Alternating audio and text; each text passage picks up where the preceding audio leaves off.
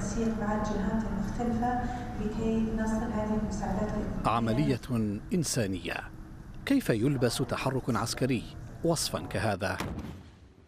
إنه ممكن في مفهوم التحالف العربي الساعي كما يقول لتحرير الحديدة، لا سيما ميناءها الحيوي من قبضة الحوثيين. يقول أيضا إن الهدف هو ضمان وصول المساعدات الإنسانية وتأمين الممرات المائية الدولية. لكن يبدو أن الكلمات لا تكفي لتهدئة بواعث القلق الدولي المتنامي من تداعيات المعركة على أوضاع مئات الآلاف من أبناء الحديدة، بل على ثلثي اليمنيين ممن يشكل ميناء الحديدة المدخل الوحيد للمساعدات إليهم. يدعو مجلس الأمن الدولي إلى الإبقاء على الميناء مفتوحا، وتحذر منظمات دولية وحقوقية من أن اقتحامه سيكون كارثة إنسانية محققة. لا تأثير للتحذيرات كلها كما يبدو على مسار عملية يستأثر الإماراتيون بقيادتها، بل أنشأوا قوات خارج نطاق الشرعية بقيادة طارق صالح نجل شقيق الرئيس اليمني الراحل، يقال إن مهمتها التموضع في المناطق المستردة. إنها تتحرك خلف قوات الجيش اليمني المدعومة بالمقاومة وطيران التحالف، والتي تواصل تقدمها باتجاه مطار الحديدة.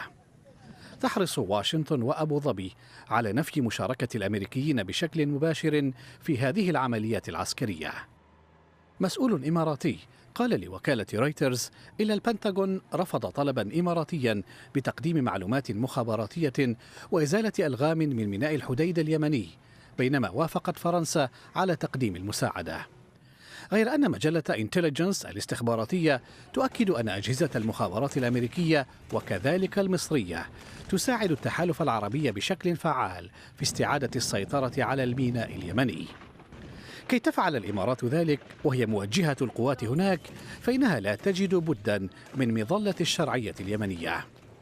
يقول موقع ميدل إيست آي البريطاني إن الرئيس اليمني عبد رب منصور هادي وافق على العملية مرغمة. فكيف تفهم عودته المفاجئة إلى عدن التي حرمته الإمارات منها لأكثر من عام؟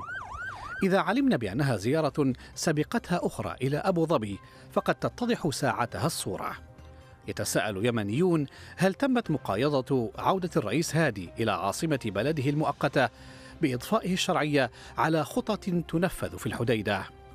ويتساءل آخرون هل بعد نيل تلك التزكية سينفذ مخطط آخر مؤلم للرئيس اليمني لقاء تخليص الحديدة؟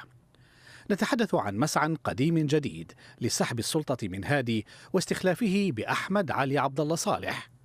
إنه نجل الرئيس اليمني السابق الذي يتحدث موقع انتليجنس أونلاين الاستخباراتي عن نقل السلطة إليه قريبا، وذلك خلال لقاء سيجمعه وفقا للموقع ذاته في الرياض بولي العهد السعودي الأمير محمد بن سلمان. يسمي مراقبون ذلك إعادة تدوير آل صالح، وذاك مسعى يرون أن ترتيباته بدأت بالفعل في الحديدة.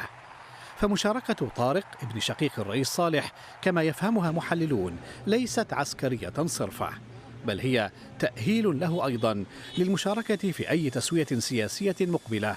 يبدو أن المبعوث الأممي مارتن غريفيث العائد إلى صنعاء يعمل على إنجازها.